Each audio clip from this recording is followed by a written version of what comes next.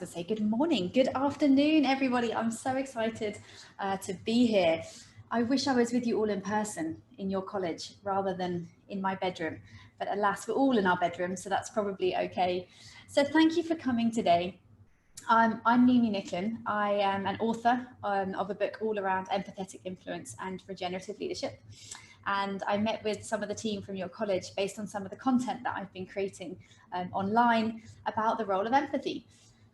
So I'm here today to talk about whether empathy is our secret superpower and what that might mean in the world and in the world of business. So I'm going to probably talk for today for about 35 minutes. And then we're going to open up for some questions, and yeah, I would love to talk to you all. So I'm going to start with a quote from President Obama, just to set the scene and some of the context for why I'm passionate about this area. Back in 2006, President Obama stood up and spoke to his audience, and he said, "There's a lot of talk about the federal deficit, but I think we should rather be talking about our empathy deficit." And that was, this is, as I said, 2006. That was one of the first times that this idea of an empathy deficit had been spoken about in the world, and obviously by a world leader, no less.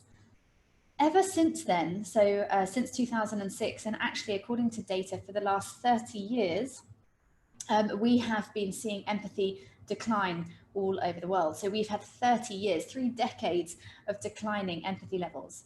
Now, the impact of that is far-reaching and is part of the reason that I wrote my book. So I thought I'd tell you a little bit about my journey.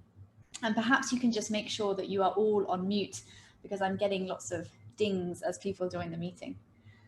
So I ran a business here in the UAE in Dubai. I ran a global ad agency. So by day, I have a day job. I run a team and we create advertising for some of the biggest brands across the Middle East. But my purpose, my passion project is in this area of empathy. And I'm going to tell you a little bit about that journey. I was not one of those authors that always wanted to write a book. I've not been waiting for 5 years to write a book. I didn't even plan to write a book. I always say that the book wrote me. I never planned for it to happen. But what happened was I arrived here in the Middle East to take over this global brand here based in Dubai. And when I got to Dubai, I was quite surprised to find that the business was not doing very well. And I hadn't necessarily prepared for that. I hadn't been totally aware of that when I moved here. So my job was to turn around what was pretty much a broken business at that time. I was very new to the region, so I didn't have my network here. Obviously, I didn't know anybody here. So even when it came to sort of finding new team members or sourcing great talent, I didn't know anyone. We didn't have any clients, and most of our suppliers or partners, external partners, were in a state of complexity with the business. So I had all, you know, in England, we always talk about the chips being down. My chips were down. I had nothing to work with. So one day in that time, I sort of sat down with a cup of tea and tried to work out how on earth I was going to take this business from broken to thriving. And the one thing that I knew was that if I put people above everything else, things would change. Because in my industry, but in most industries, our most important asset is our people, is our human beings. So I started a journey to say the only way I know how to fix this is to look after, to nurture, to care for my people in the best possible way, both my team, my clients, my external partners, the world around me in Dubai, in order to grow this business. I'm really proud to say that 2.5 years on, that worked. We're now a thriving business. We're doing really well. We've got great brands like MG and Emirates and Intel and all kinds of BMW, all kinds of fantastic brands. But I wanted to talk a little bit about how that came to life. And that's what my book does, really. My book is about that journey and the things I learned, and maybe some of the skills that you can take into your week and into your studies. During that time, I was sitting with a business coach. Again, having tea. Tea features a lot in my life.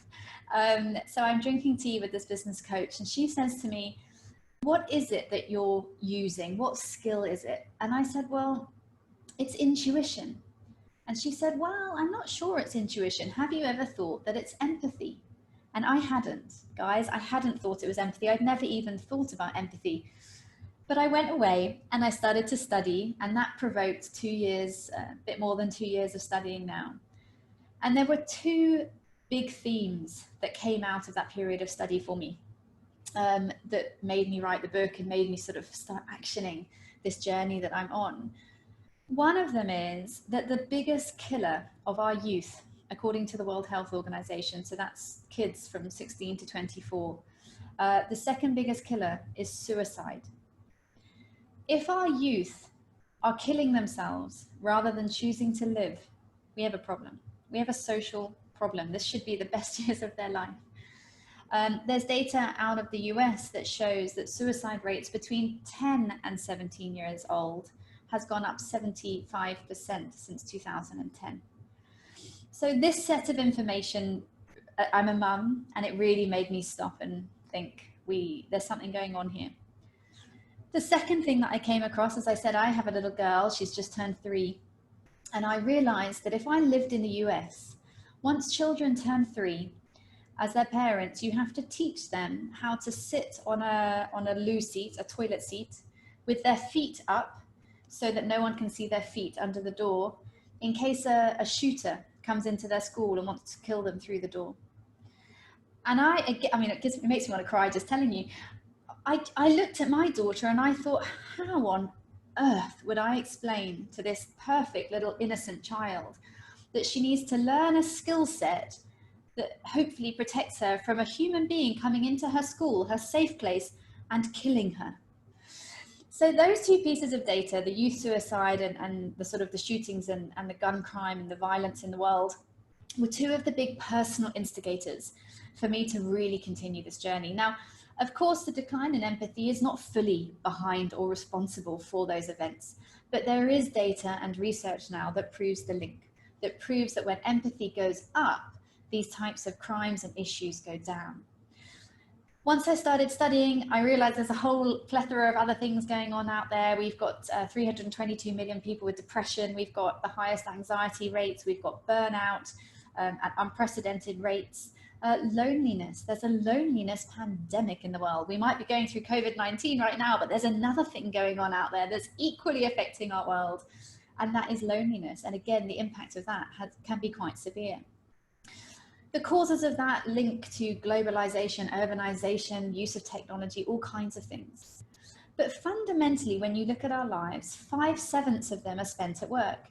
And I'm sure for lots of you studying and looking at your dreams today, you're trying to work out, where do you want to spend 5/7 of your time and of your life? And when you do make that decision, it's our job as leaders and people that run businesses, in my opinion, to look after you, to put you at the center of everything we do, to balance humanism with capitalism. Now, this isn't about not making money, okay? We're not out there to be charities. Businesses should make money, we should make a profit, but we should do it in such a way that we balance the humans in our businesses with all of the other things that we're doing.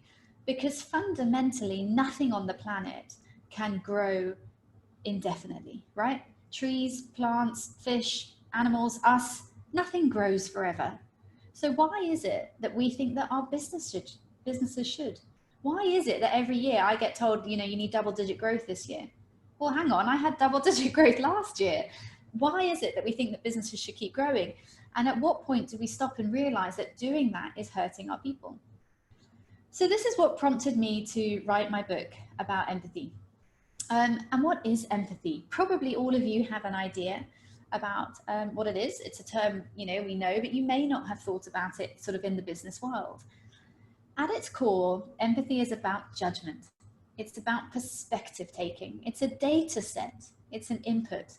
It's the ability for us to understand another, to put yourself in their shoes, to understand their context, to be able to communicate better with them in order to understand them, but in order to be able to make decisions in your business. So many people think that, emotional intelligence is a soft skill or something that's, not relevant to the workplace, when actually the opposite is true. And there's a huge amount of business data, and anybody who wants to email me after, feel free, and I can send you some reports or some information around this. linking ROI, return on investment, of empathy to all kinds of things: performance, output, higher motivation levels, lower absenteeism, better teamwork, all kinds of facets. So there is now undebatable proof that empathetic organizations do better, perhaps not in the very short term. And that was the decision I had to make when I was turning around this business. Getting everybody on board, changing my business to an emotionally happy, wonderful, good place to be didn't happen overnight, guys. Like, that was a journey, and it was an exhausting journey because we were extremely different when I came in. So it's not a quick fix, but it is a sustainable fix. And I'm sure for lots of you on the phone, on the webinar today, you're interested in sustainability, and empathy is about sustainability of humanity, right? This is about how we understand each other, that we build better communication and better relationships and better teams between us. What's great is it's a big trend. And actually, the COVID-19 period has given us the opportunity to really see that grow and change. I remember in November when I was talking about my book to my mum, and I had found my publisher, and I was very excited, and I told her I'm publishing this book.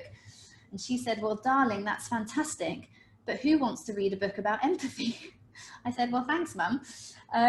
But she was right. She didn't understand. And I said to her, "Mum, I think 2020 is going to be a year that it changes.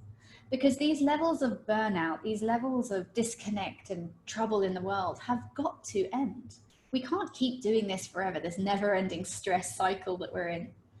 Now, of course, I had no idea that COVID-19 was on its way.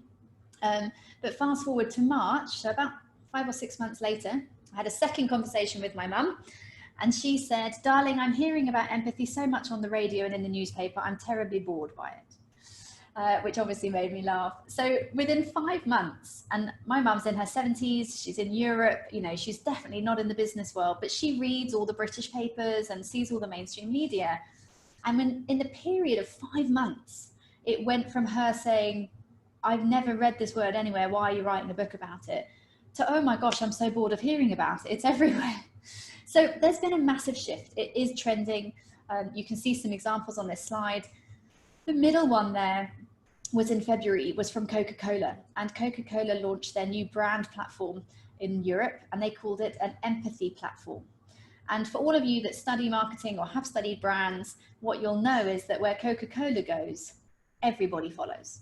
So I would predict that by September, October, November this year, and I've been in this industry for 15 years, we will see brands everywhere launching empathy platforms, because Coke did it. And if Coke did it, everyone else will.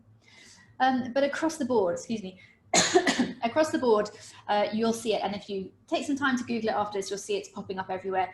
And definitely the COVID-19 crisis has fast-tracked that discussion, because I think people have more interest than ever in cohesion and working together, knowing their neighbours, knowing their teams, looking out for each other, but also because this has given us time. And for all of us in the working environment that have moved home and have led our businesses from home, we have more time. And when you have more time, you can have more thought and more thinking time. And certainly the millennials and the Gen Zs, of which many of you are in that group, their expectations have changed. And they're going back to the workplace now saying, "Hang on a minute, all that stress and ridiculousness that I was working in, it's not good enough anymore.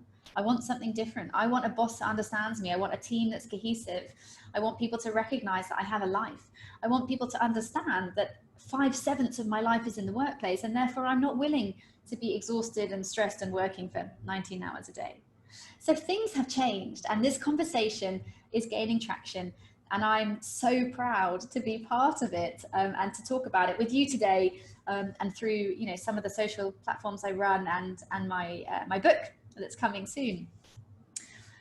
So that gives you a bit of a background of empathy, of why it's important in the world and in the world of business. And I want to tell you a little story about empathy, about how we can use it and how it links to creativity. Because being creative, being able to tell a story, will help you hugely in your studies and in your business and in your life, because fundamentally people follow stories, people like stories. So if you can be creative in how you do your reports or present your work or approach a job interview, that's going to, you know, place you really well. So I'm going to tell you a story about a little girl. Her name is Dolly. She's from a very sort of impoverished background, from a very poor family. And she's in a school with children that aren't necessarily all like her. So she comes from a poor background, but not all the kids do. She has to walk to school every day. She walks a very long way on her own. She's 6 years old. Her shoes often have holes in them because she's walking a lot and her parents don't have any money. They live on a farm. And one of the challenges as she gets bigger is that she can't really keep up with all the kind of fashion and style in the school because her parents don't have money for that. Now, one day, Dolly's mum is in the town and she's waiting for the bus, and she sees a bag of rags, of fabric, and she realizes they've been thrown away. So she looks around and realizes she can take them, and she takes this bag of fabric home. And she's thrilled because she knows that what she can do is she can use it to make new clothes for Dolly. So the mum and Dolly spend all weekend making clothes, and they make a coat, a multicolored, beautiful coat, because winter's coming and she needs a coat. And Dolly has never had anything that looks this beautiful before, and she feels just like $1 million. It's a little bit like a bride on her wedding day, you know, where women put that dress on and they just feel like a princess. That's what this little girl feels like in this coat. They spend all weekend making it. And as it gets to the end of the weekend, Dolly can't wait to go to school and to show all of the girls and boys in her class that she's got this brand new coat. So the weekend ends and Dolly sets off on her walk to school, and she's got a bit of swagger. She's super proud and excited. And she gets to the school gates and she goes into the playground, and the children laugh at her and she doesn't understand. And she says, "But why are you laughing? Look at my beautiful coat that my mum made for me." And all these kids say, "No, you're wrong. That's not a cool coat at all. Like, that's totally not in fashion. You look silly. We don't like that coat." And Dolly says, "But you don't understand how much love my mum put into this coat. And, you know, she made it especially for me and it's brand new." But these children were having none of it. So Dolly goes and sits on a bench on the side of the playground. And you can imagine, right, what she feels like. This little girl who thought she was a princess and has been sort of extradited from all the other kids in her class. I want to read you the first person version of that story I've just told you. So I'm going to read it from my phone, and then I'll talk to you a little bit about it. Back through the years, I go wandering once again, back to the seasons of my youth. I recall a box of rags that someone gave us, and how my mama put those rags to use. There were rags of many colours, every piece was small, and I didn't have a coat, and it was nearly full. Mama sewed those rags together, sewing every piece with love. She made me a coat of many colours that I was so proud of. And as she sewed, she told me a story from a book that she had read about a coat of many colours that a man wore. And she said, "Perhaps this coat will bring you too good luck and happiness." And I just couldn't wait to wear it. And my mama blessed it with a kiss. My coat of many colours that my mother made for me, made only from rags that I wore so proudly. Although we had no money, I was rich as I could be in my coat of many colours that my mama made for me. So with patches on my breeches and holes in both my shoes, in my coat of many colours, I hurried off to school, just to find the others laughing and making fun of me in my coat of many colours that my mother made for me.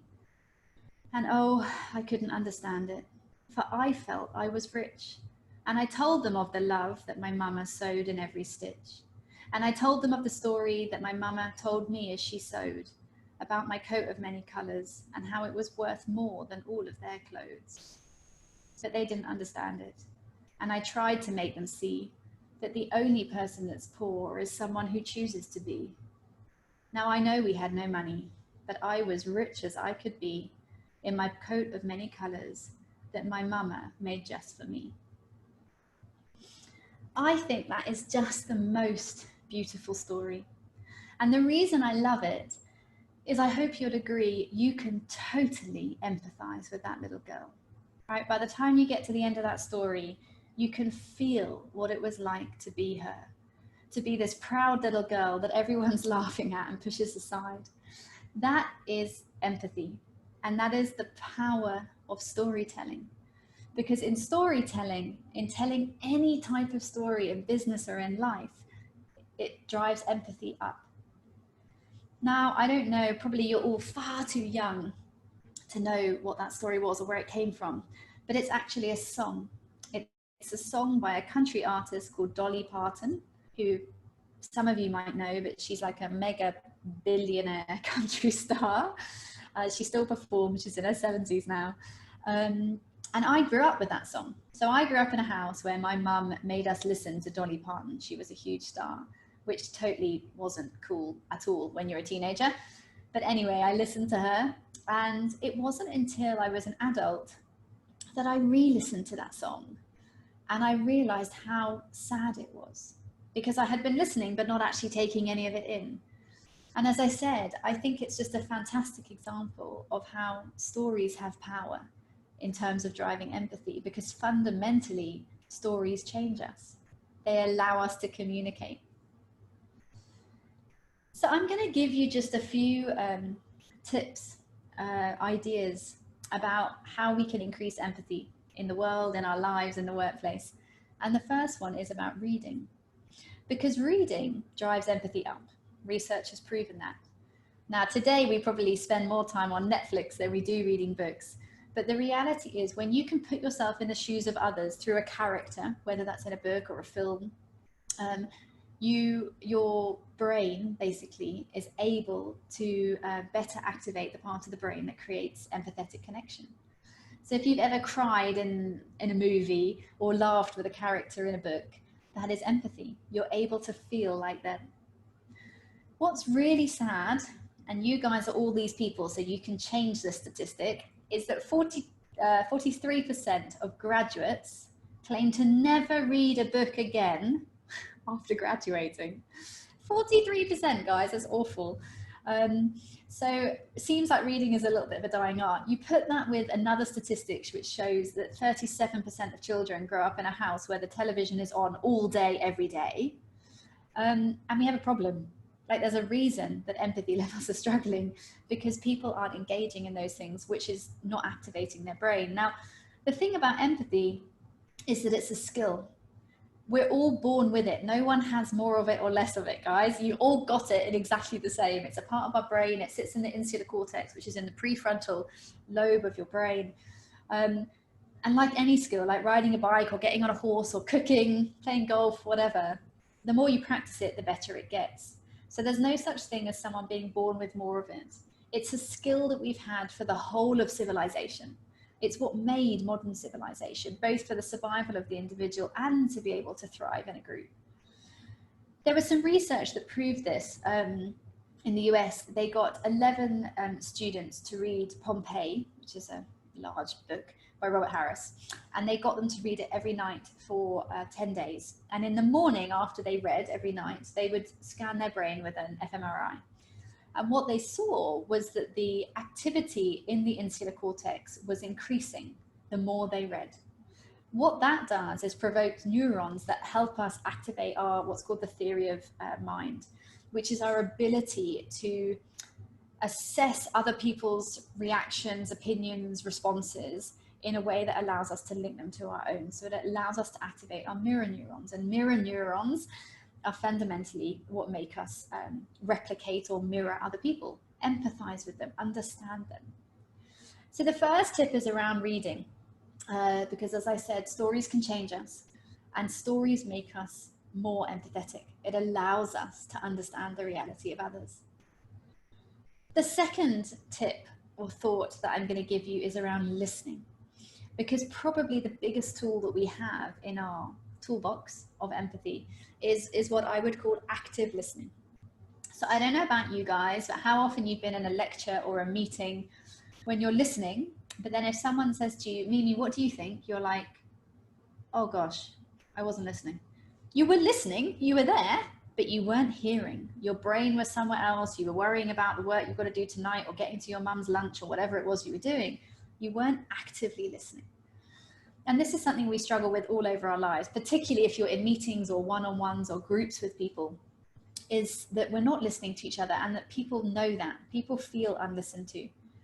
One of the biggest skills that we can improve in order to create more empathy is to actively listening, is to actually make sure that you lean into people, that you make eye contact. We know that 82.5 actually, but just under 85% of our language is non-verbal. So active listening is something to be really aware of. Ask curious questions. Listen for answers, to hear the answers, not to respond. Don't listen to things because you're trying to formulate an answer. Listen to them because you want to hear that person. And one of the ways, it's a really, again, small tip, but it helps me sometimes. If you find it's difficult to listen to someone or something, if you take your tongue and you push it up against the back of your teeth when you're trying to listen, maybe when you're listening to me, you may find that it clears your mind and you can focus a little bit more. And there's a few more tips, but that's one of them. So active listening is the second sort of pillar I'm going to leave you with today.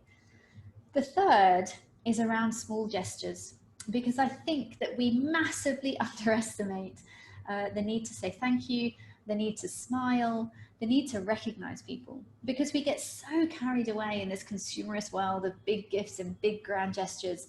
But actually just giving someone a small card, or making them a cup of tea, or recognizing something they have done, can never be underestimated in understanding their reality and creating connection. And on this one, I want to tell you about a business in the US. It's actually in Denver Airport. It's called Executive Shine. It's a shoe shine business. And I love that they have a fan page, right? If you Google Executive Shine, you'll find loads of links about them. Because this little shoe shine business has a fan base and has been written about all over the place, because they put so much empathy and heart into their work that they're far beyond just people that shine shoes in airports. They have people that fly through Denver specifically to see them. There's even a story of a man who took 29 suitcases of shoes to them that they could clean while he was in meetings for the day. And the way they do that is that, as I said, they put caring into the core of everything they do. They talk personally, they spread positivity, they care and look after the people that come as well as their staff. They're a phenomenal example of a business that is thriving on the back of empathy.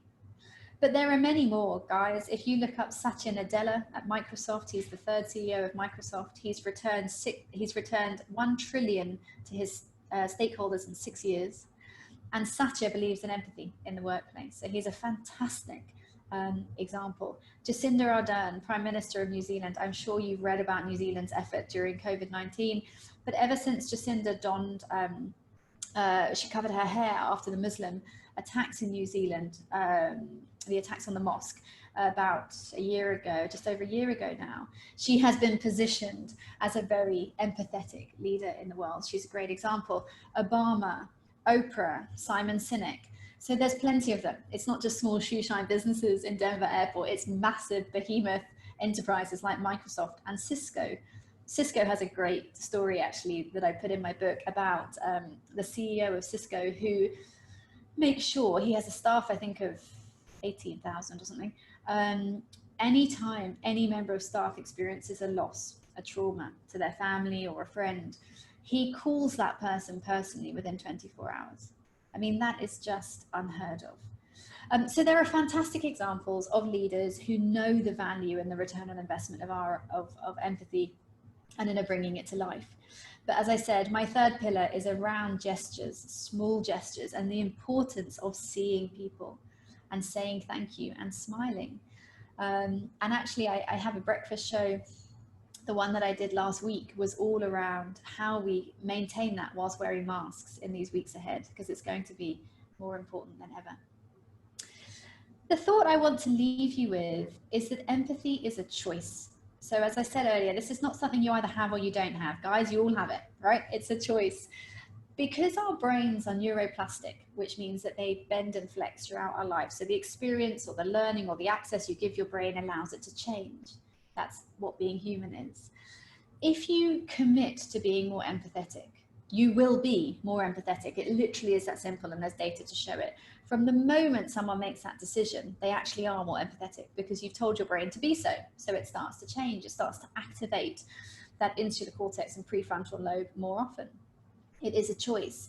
And for me, as I said, my passion, my purpose is to propagate this conversation as often and as frequently as I can in order to help people understand this, that empathy is this huge power and force in the world, and it's a choice that we all have access to.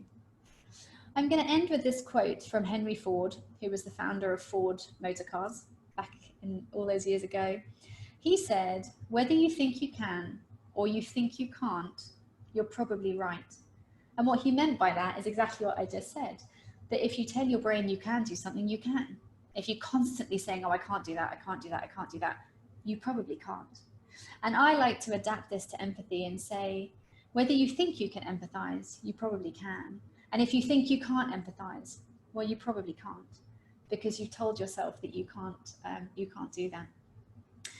So I hope that gives you a little bit of a background and insight and some sort of thought provocation into empathy, into the empathy deficit, this declining proportion of empathy in the world, what some of those impacts are on society and on our businesses, and why it's so important for all of you guys to go out into the world and to take all your skills and all your academics and to bring them to life in a way that grows your lives and your success and your dreams, but does it in a way that balances humanity with capitalism in a way that is far more sustainable for you and all of our generations behind us, so that we can actually enjoy those 5/7 of our week and really thrive in those environments.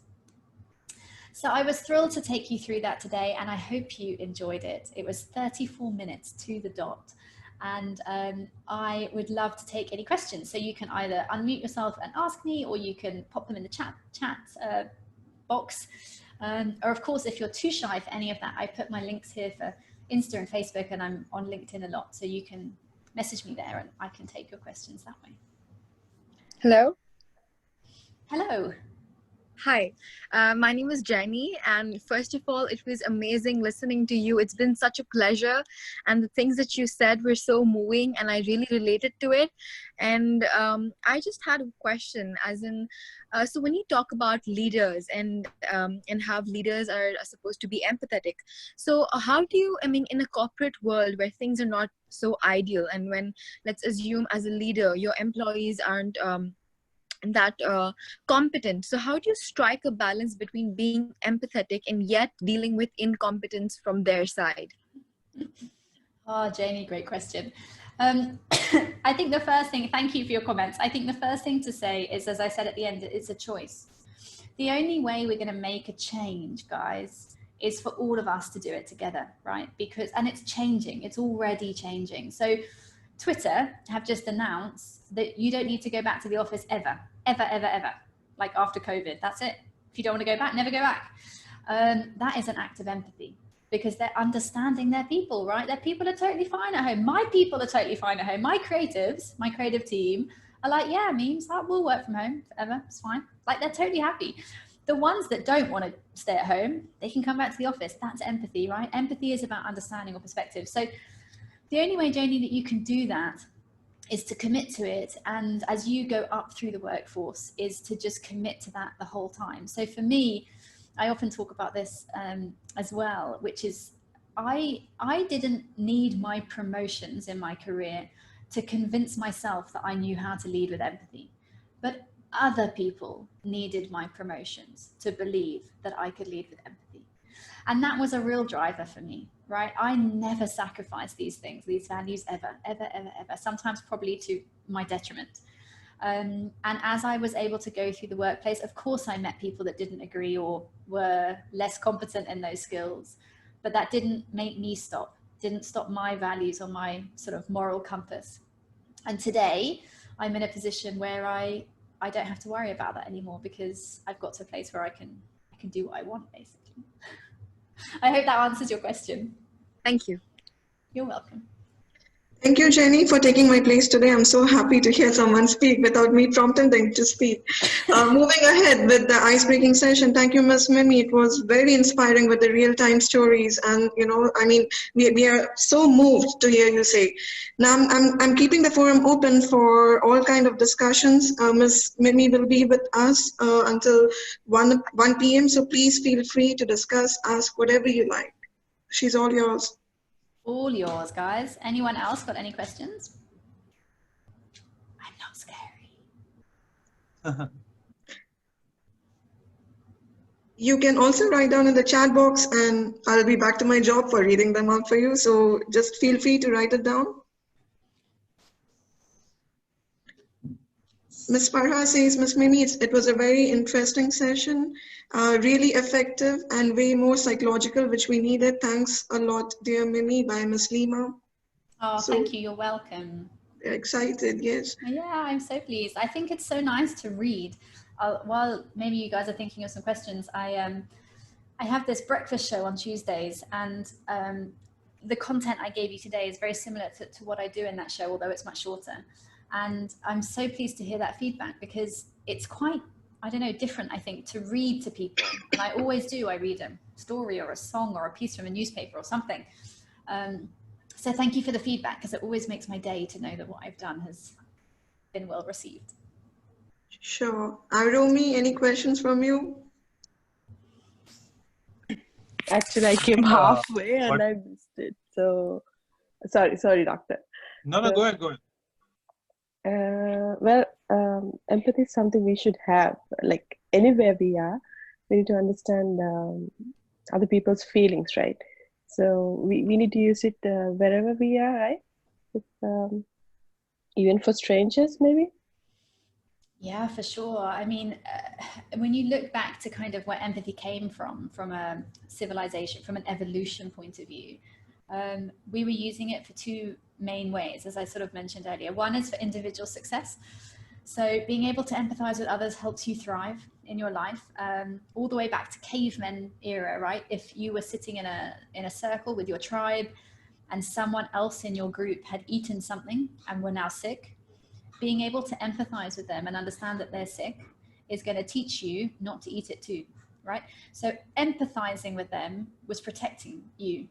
And that can be the same, happen today in the workplace or in life. Equally, as a group, you have a group of friends, your family, people you work with, people you study with, a study group, any of those things. Being able to empathize with others, even if they're strangers, Aromi, is hugely valuable. And yesterday I spoke to a group of young people like you guys in India, and one of the questions they asked me was, how do you empathize with strangers on LinkedIn? Because I'm like super in love with LinkedIn. So if you come follow, you'll see I do loads of stuff. And I said to the answer to that was that I try, to your question, Aromi, to be empathetic with everyone that ever messages me. So obviously at these times, lots of people have lost their jobs, and they message me to say, do I have a job for them? And the reality is I don't, because I also run a small business in the middle of a crisis. But I always reply, and I always offer my help in other ways. So can I check your CV for you? Is there something else I can help you with? And I wish them luck and whatever. And nearly always the reply that I get back is, thank you so much, because the other 49 people I emailed never replied. So for me, to your question, it's so important that we can empathize with strangers, with anyone that you meet, because it makes the world a better place. And at the end of the day, all of us want to be a little bit happier. Thank you. So if you message me, I'll definitely reply. Thanks, Arumi. Well, further on, any more questions? Yeah. I want to show Mimi something, if she allows me to share my screen. Yeah, sure. Hang on a minute. Let me just click out of screen share. There we go. Great. So let me just try, because this is a new PC. I'm just trying to share screen with you now. Hold on. Okay, there you go. Let's hope I can show this. Where did she go? No, I can't seem to share this one. Let me try again. So what I'm going to do is I'm going to put it in the chat. Maybe that will help. Okay. So allow me to make you the host and then just try the share. Maybe we can do that. Just Yeah, please. Thank you. So it'll be very interesting for her because it kind of, yeah. Let's try. No, I don't think so. I can do it. No problem. I'm going to share this in the group with everybody in the chat itself. So you'll get an idea of what I'm trying to share with you. And once you open it, you'll see the surprise. It's right there. Okay. So this is the exact rag outfit. So this is what we're talking about in your story. And our students actually designed this. Thank you for sharing that. So now everybody can see. Thank you. Wonderful. So our students have designed it and constructed the garment. And we've got it on display in our Sharjah campus right now. So literally from rags. Isn't that amazing? Indeed. Amazing, isn't it? So similar to your story. I have to tell her this. That's amazing. I literally had no idea. Look at that. So yeah, absolutely. So I was obviously meant to tell you that story today. It's a sign. You took me by surprise. I was like, when is she going to get done? I want to share it instantly. I obviously had no idea. I must come visit your campus when we can all travel a bit more freely. But what is amazing is that this story, and I see there's a couple of questions in the message. I'll definitely come back to you guys now. This story, as I said, I grew up with this Dolly Parton song, and go listen to it, guys, okay? Even if you're young and cool, go onto YouTube and listen to The Coat of Many Colors by Dolly Parton. It's just such a beautiful song. And when I telling this story in order to explain empathy sort of came to me when I was asleep a few weeks ago. And every time I tell it, something special happens. So today you shared that coat with me. But I just think for me personally, it's a sign that it's a really great story because people do seem to be really resonating with how beautiful that story is. So I'm so pleased. Thank you for sharing that with me. Pleasure. So there's two questions here I can see. John says, would like to hear some stories if you have relating to dealing with difficult team members and taking advantage and how to deal with that. This is a really, really good question, John, because there is such a thing as empathy burnout, particularly in the healthcare sector. So obviously doctors and nurses who are seeing lots of sick people all the time, particularly chronic illnesses. So someone with cancer or heart disease or something like that. So, as I said, the reality is that empathy is a choice. So however difficult other people are, that doesn't mean you can't try and lead with empathy. The way I try and do that is to always ask myself, what's the story behind this? I like to believe that on the whole, most people are good people. Most people are good people. But people do rubbish things, right? Because they've had a bad day, or they've got problems in their family, or they're getting divorced, or their child is sick, or whatever. So for me, I try, whenever someone is difficult or does something difficult, to think about that. What's the story? Why are these people doing that? How can I empathize with them? How can I understand? And then to respond with as much grace and empathy as I can to that situation. And it's not easy, guys. I was on a call last night with some women in London, and a lady asked me this similar question, and she said she had a friend who was awful to her, just horrible for years. And in the end, she said to that friend, I'm not going to be your friend anymore. Like, I don't want to see you anymore. And what I said to her is, the only thing you can do is to try and understand the context for that person, and then to create some level of balance for yourself, protection from yourself.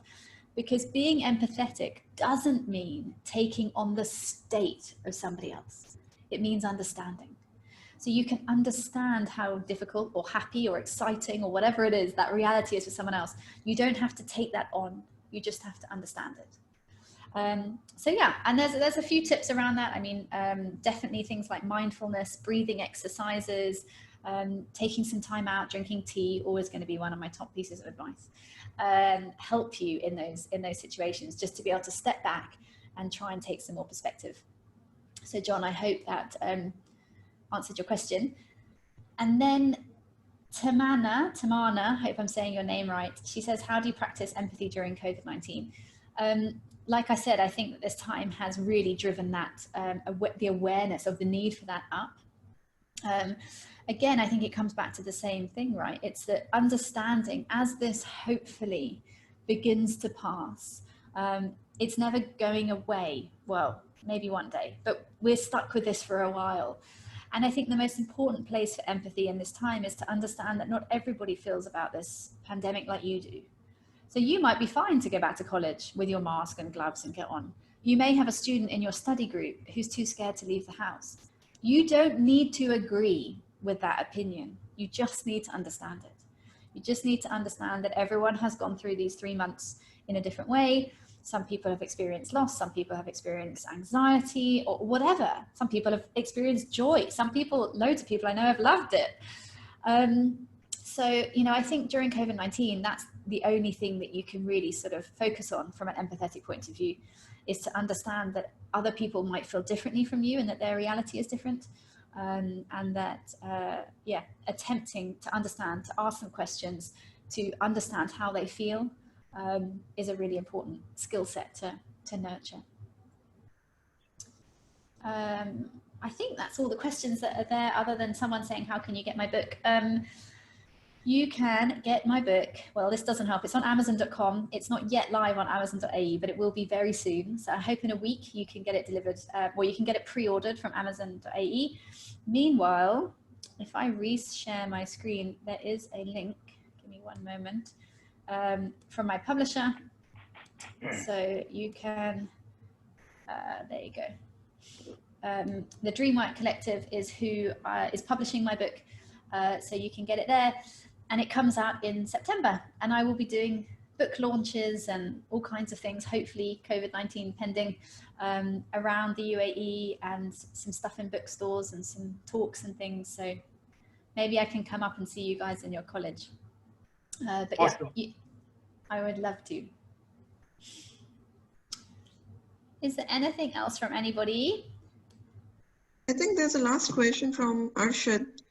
And he says, how to practice empathy towards team member in a fast-paced corporate environment or in a hardcore industry where meeting deadlines and clients' expectation is of prime importance. I mean, how to balance empathy and professional excellence.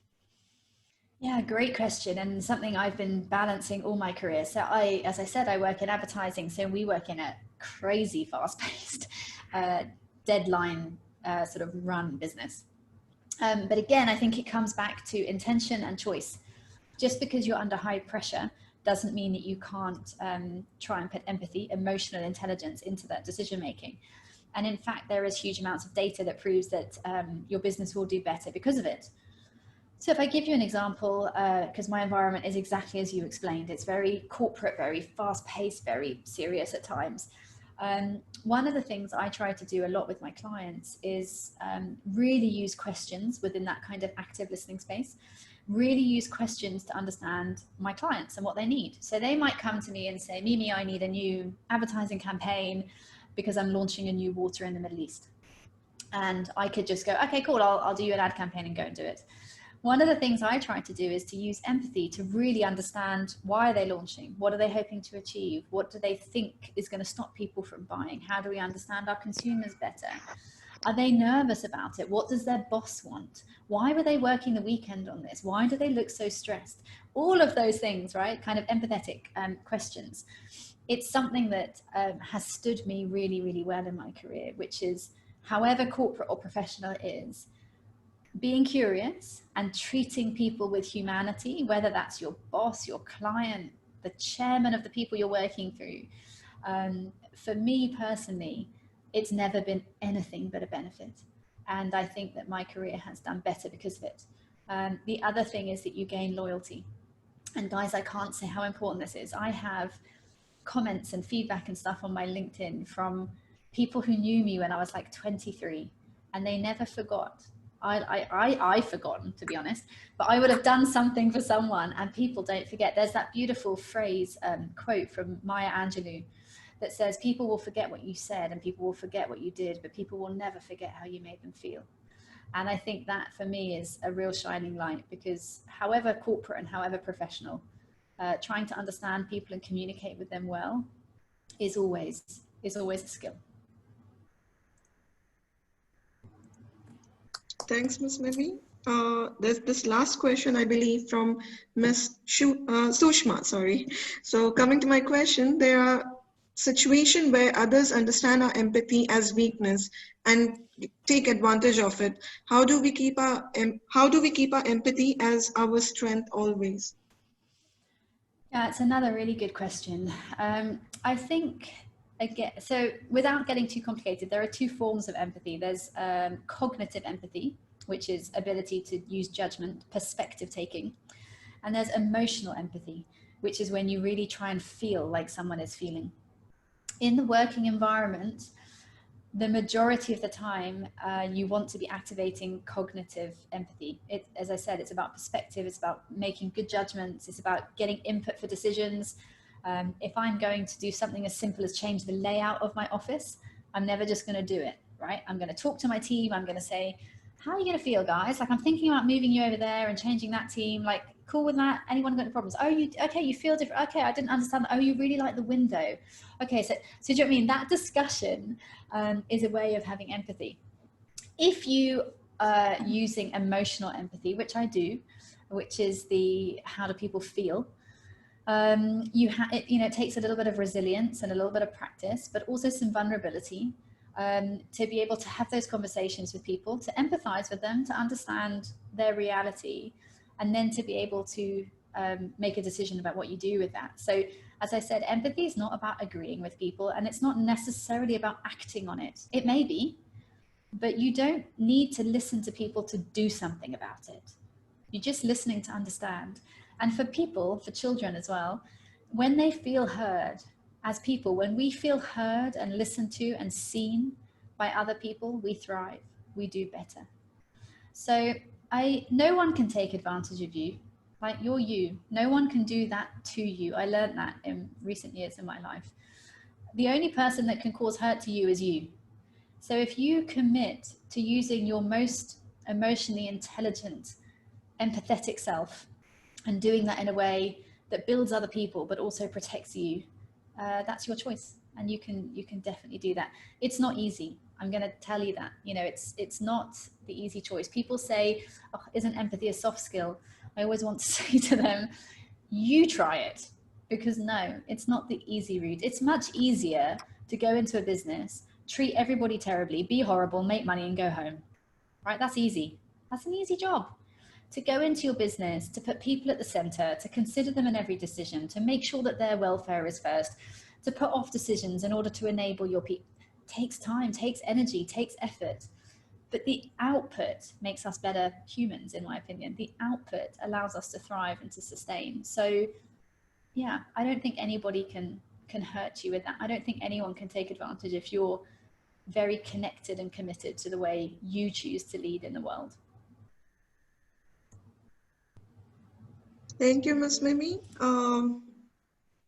I think we have this one last question by Mr. Haji. Can empathy come along with racism? Oh, Haji, that's a big question to end my lunch with. Look, it's a very poignant question if any of you have been following the news in the US this week. How do I answer this? A lack of empathy can definitely be associated with racism, right? Because the reality is that empathy is about understanding others. And where there is a lack of empathy or a large deficit of empathy, there can be all kinds of negative impacts. So that one of them could be racism. One of them could be elitism. Any of the isms, sexism, any of the isms could come off the back of that. Because when you have a lack of emotional intelligence, a lack of connectivity, a lack of humanity between people, gaps appear, which is why in my book I call it the empathy gap, because it creates gaps between people. And over time, according to the data, at least 30 years, the bigger those gaps get, the bigger issues like racism, sexism, all of them become, because we are disconnected as people. In many cities now, 38 to 48 in the developed cities, 38 to 48% of people are living alone in single households or apartments or whatever. And when you work really hard and you're very sort of work-centric, and then you live on your own as well, we become very isolated. When you become isolated, it's very easy to pass judgment on others. because you're no longer understanding, you're no longer connected to your tribe, you've lost your village that you grew up with. So the higher that disconnect gets and the bigger that gap becomes, the easier it is for fragmented groups to appear. And when that happens, there are often negative consequences, such as any type of, as I said, racism, elitism, any type of sort of extensive or what's the word I want, disconnected group. So yes, Haji, big question. But definitely, if we could just apply a little more empathy to the US right now, I would like to believe they would have less problems than they're seeing at the moment. Thank you, Ms. Mimi. It was an excellent session. And really, I mean, audience as well, like, you know, the kind of questions that you have come up with, like, it really showed you were listening and not just hearing. So I'm very obliged. Thank you for sharing the stage with us today. And yes, when it comes to the recording side, you can avail it from our, you know, social platform and also from our website. With respect to this certificate, please fill up the link before we close down the Zoom meeting so you can have them today. And yes, you can reach Miss Mimi as well. You can just write to us or maybe connect, you know, to her via her books. Do log on to Amazon to check on her book as it's released. And we will plan more sessions in future, Miss Mimi. It was a very inspiring one. Oh, you're so welcome. Thank you all for having me, and stay safe and stay well. And if anyone needs or wants anything, you know where to find me. So I'll speak to you guys all again soon. Bye, everybody. Thank you. Bye. Bye, everyone.